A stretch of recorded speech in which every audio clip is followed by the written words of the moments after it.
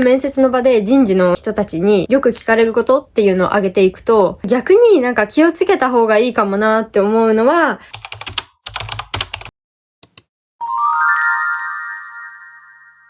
皆さんこんにちは。もう4月が終わろうとしています。早いですね。この4月から新生活を送っていた人も多いんじゃないかなと思うんですけど、私も3月にワーホリから帰国して、で、4月から大学4年生始めて、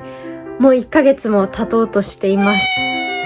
で、タイトルにもある通りなんですけど、私は今帰国して絶賛就活生っていうことで、今日はワーホリから帰国してきた私が今就活をしていて、面接とかしていく中で人事の人からどういう質問されてるのかとか、なんかどういうところをすごく見られてるのか、あとはそもそもワーホリの経験って就活で生きてるの？プラスになってるの？マイナスになってるの？っていうところも今私が感じていることを話していこうかなと思います。で、まずこの動画で私のこと初めて見つけてくださった方に、私のワーホリ経歴についてお話しすると、まず私は2年前、2024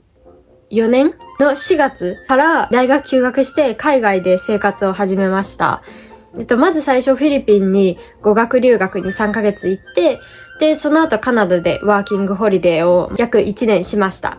で、その後3カ国目イギリスに渡って、イギリスでは5ヶ月くらいかな、ワーホリしていたっていう感じになります。で、それをちょうど先月、この間の3月にイギリスでのワーホリを終えて帰国してきて、で、4月から大学4年生として今就活をしているという感じです。私とにかくワーホリしていた時代は日本に帰ってからの就活のことがずーっと頭の中にあって、てかもうそれしか考えられないっていうぐらい就活のことがもう不安で仕方ない日々を送っていました。っていうのも、なんかわかんないけど聞いた話だとワーホリってあんまりポジティブな印象を抱かない面接官の方もいるっていう話を聞いていて、なんか留学とかでちゃんと現地の大学出ましたとかだったら、もう明らかにちゃんと勉強したっていうことがわかるじゃないですか。でもワーホリって、なんか働きながらホリデーでなんか遊びもできるみたいな。で、別に向こうの大学を出たわけでもないっていうことで、何をしに行ったんだろうみたいな。ただただ海外行って遊んで帰ってきただけじゃないって思う面接官の方もいるっていう話を聞いてて、なのでもう私はすごいなんか不安で、もうとにかく帰国してその後就活をしなきゃいけないっていう状態で、今自分がしているこのワーホリっていうのがその就活にとって生きてくるんだろうかっていう、というかむしろなんかネガティブな印象になるんじゃないのかっていうことをずっと思っていて、で、そうならないために何か結果を残さなきゃとか、何か人と違うことをしなきゃとかすっごい思っていて、で、けど何もできてないみたいな。当時結構ワーホリしてた時代は仕事見つけるのも時間かかったりとかしたし、英語力もなかなか伸びなくて、すごいスランプに陥ってた時期もあったし、なんか日本帰って就活するための、ガクチカじゃないけど、話せるようなエピソードっていうのを作らなきゃいけないのに、自分は何も成し遂げられてないし、全く前進できてないみたいな。何しに海外来たんだろうっていう感じになってしまっていて、結構それで精神的になんか病んでるじゃないけど、思い詰めてしまっていたことが結構ありました。で、実際今私が就活していて、どうなのかっていう話をしていこうかと思います。まず、面接とかしてて人事の人たちによく聞かれることをいくつか挙げていこうと思うんですけど、大前提として、結構多分受けてる業界とか会社の社風とかによってだいぶワーホリに対する見られ方とか印象、あとは聞かれることっていうのも変わってくるかなとは思います。私はどちらかというと、昔からある古き良き日本の大企業っていうよりは、ベンチャー寄りな気質の、新しいことどんどん挑戦していこうぜみたいな、そういう雰囲気の会社を受けていることの方が多いので、そういう会社での面接の話にはなるんですけど、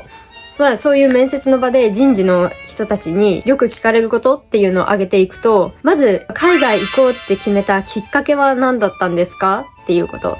で、実際どうでしたか？何か文化の違いとか感じたことはありましたか？その中で印象に残ったことは何でしたか？で、めちゃくちゃよく聞かれるのが、慣れない土地での生活大変だったと思うんですけど、何か苦労したこととか挫折を経験したことはありましたか？っていう質問。あとはその海外の経験を通して何を得ましたか？その海外経験を通して一番大きな収穫物というか発見だとか自分の価値観に影響を与えたものは何でしたかっていう。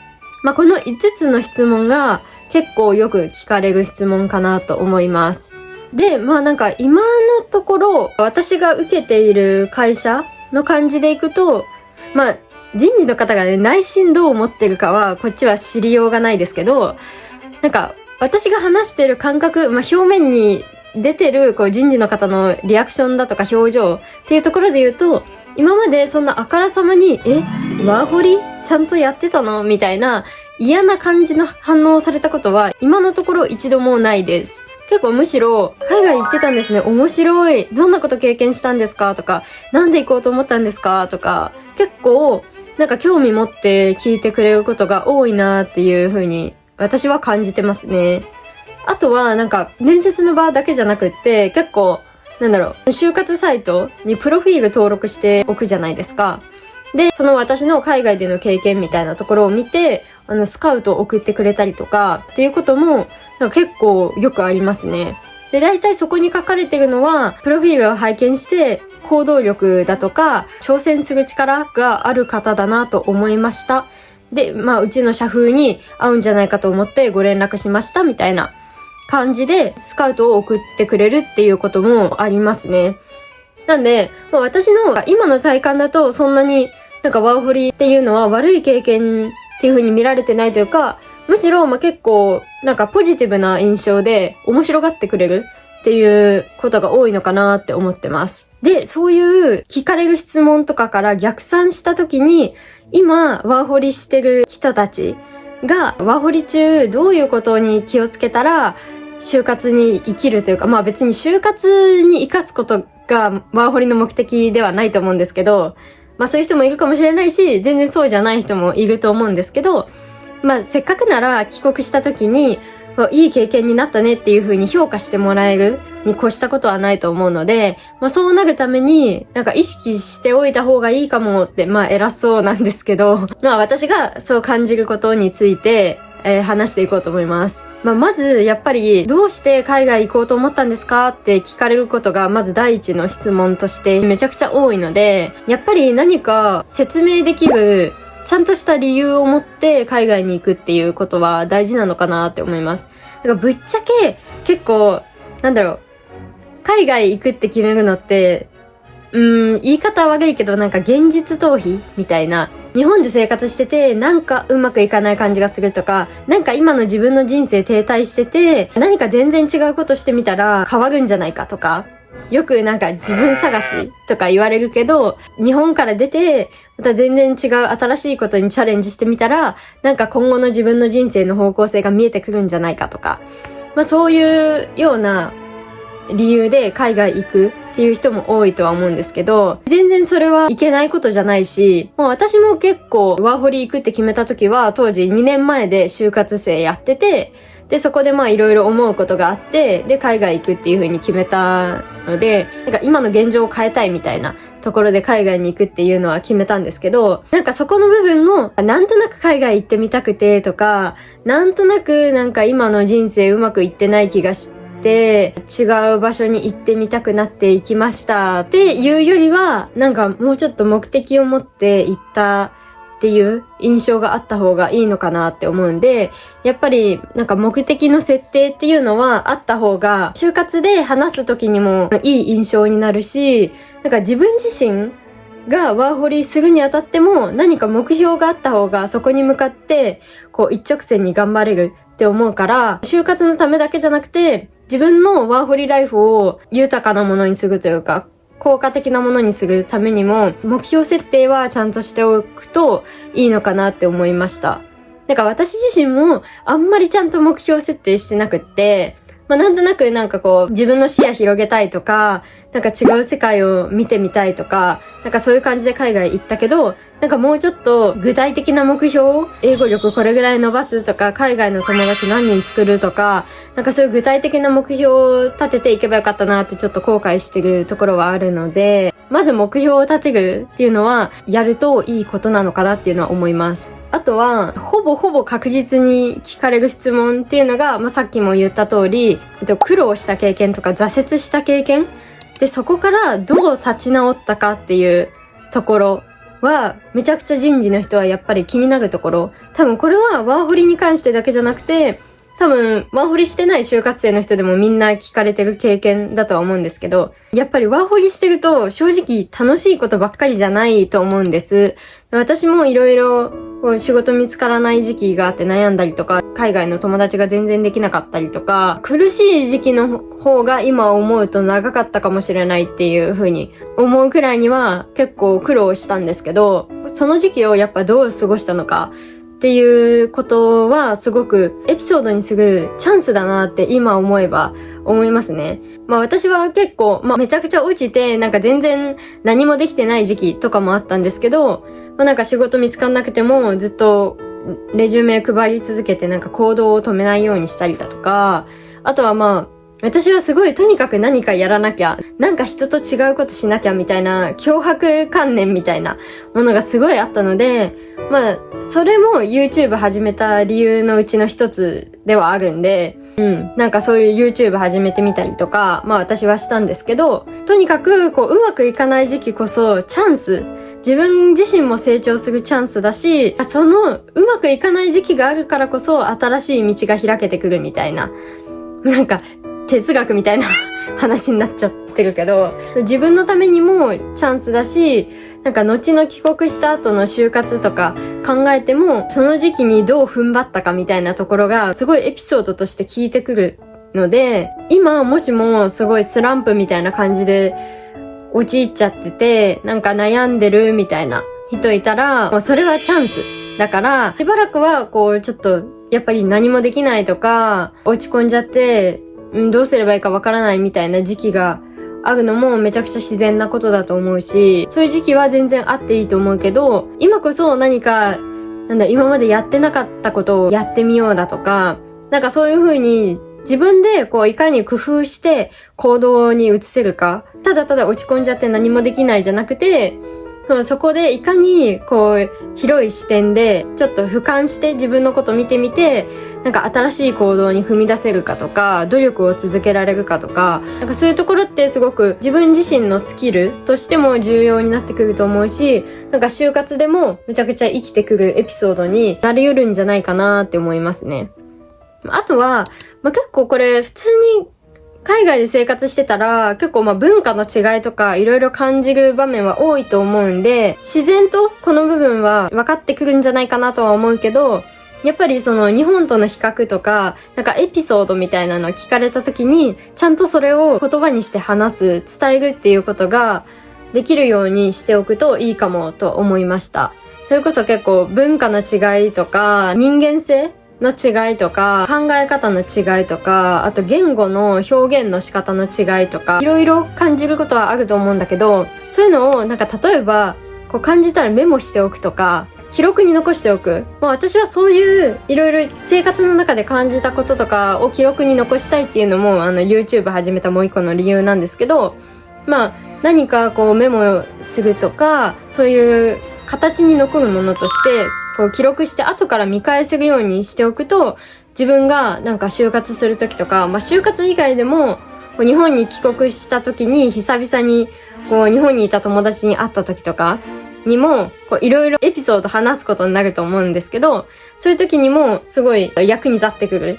いろいろエピソード、こういうことあったな、こういうことあったな、こういうことをこの時思ってたなとか、なんか見返せる形に残しておくっていうことも結構後に役立ってくるのかなって私は思いました。逆になんか気をつけた方がいいかもなって思うのは、ワーホリ行きました。で、全然楽しく過ごすことが悪いこととは言わないけど、本当にただただなんか遊んでただけみたいなのだったりとか、逆にとにかくバイトしかしてませんでした。で、なんかバイトですごい話せるエピソードを作れるくらい一生懸命働いてこういう結果を出しましたとか、こういう成長を遂げましたみたいなのがすごくあればいいと思うけど、ほんと仕事ばっかりしてて、なんかその国のこと、文化とかちゃんと体験してないとかってなってくると、結構話せるエピソードの幅がもしかしたら狭まっちゃうかもなっていうのは思いましたね。なんかワーホリってワークとホリデーと両方できるけど、なんか結構気をつけないとホリデーばっかりとかワークばっかりになってしまいがちだなーって結構自分自身の経験もそうだし、周り見てても思うんで、仕事もホリデーもどっちも楽しむ。で、あとは英語力伸ばしたくてワーホリ行くとかいう人も多いと思うんですけど、多分それもやっぱ英語のスコアはやっぱりアピールポイントにはなると思うから、なんか英語の勉強を一生懸命してスコアめちゃくちゃ伸ばしましたとか、それはそれでめちゃくちゃ多分いい強みにもなるしエピソードにもなると思うんですけど、なんかせっかく海外行くからにはやっぱずーっと家にこもって勉強ばっかりしてましたで、全然現地の人と交流しませんでしたとかってなっちゃうと、なんかすごくもったいないなって個人的には思う。やっぱそれでひたすらこう机に向かって勉強してるだけっていうのは日本にいても多分同じことができてしまうから、まあ私はせっかく海外行くんだったら現地の文化とかなんかそういうところも楽しむっていうことが就活だけじゃなくて、なんか自分自身の長いスパンで人生考えた時にも、まあ、こんな若造が何を長いスパンとか語ってるんだって感じですけど、せっかくならそういういろんなことをチャレンジした方が、まあ経験としてなんか深みのあるものになるのかなっていう感じはしますね。まあまとめると、まずちゃんと目的意識を持って海外生活を始めるっていう。で、それなくって始めちゃったって人も多分今から作れば全然いいんで、なんか目的を作ってそこに向かってこう努力を継続していってみる。で、その過程で多分困難とかいろいろスランプに陥ることも全然あると思うんですけど、それって多分海外生活してる人ほとんどみんな経験してることだし、むしろそれはチャンスだから、そこでこういかに踏ん張るかっていうところが自分自身の成長にもなるし、就活にも生きてくる経験になるはずだから、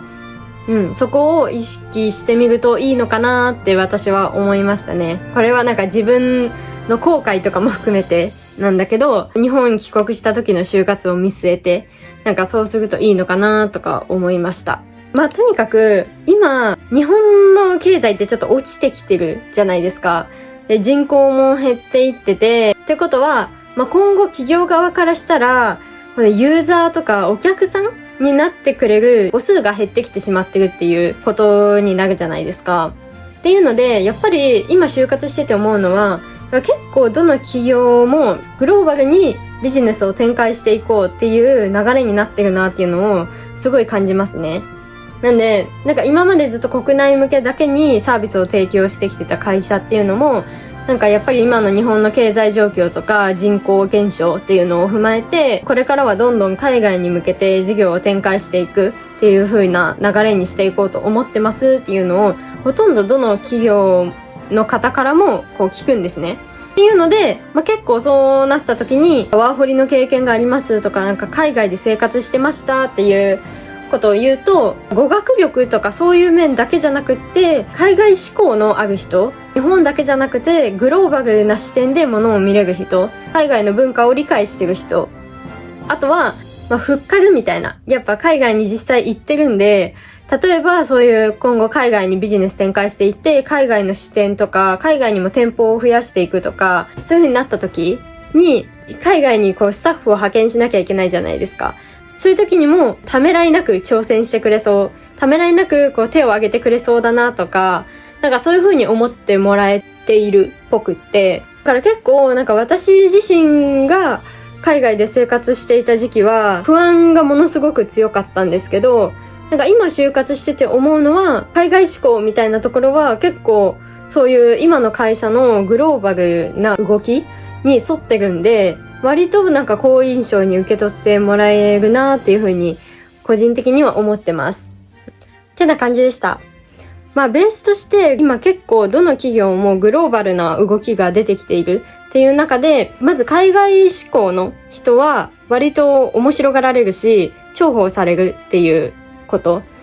ね、だけども、まあどう過ごすかが結局大事で、やっぱりただただ何の目的もなくのほほんと過ごしてたりとか、逆にこう仕事とか勉強ばっかりで全然その国の人たちと交流してなかったりとか、その国の文化とかいうところに目を向けてなかったりとかすると、ちょっと話すエピソードが狭まってしまうかもしれないっていうこと。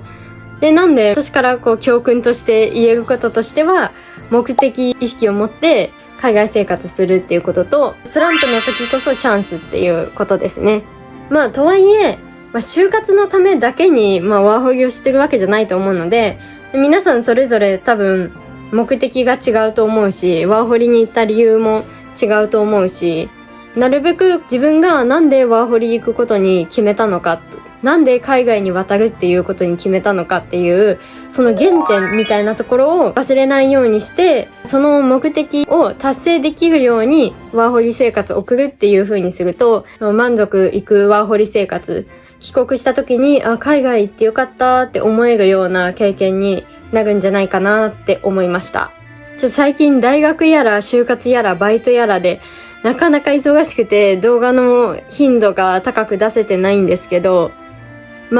気ままに今後もワーホリのこととか、日本での就活のこととか、自分のペースで載せていこうかなって思ってるので、よかったらチャンネル登録してお待ちください。じゃあねー。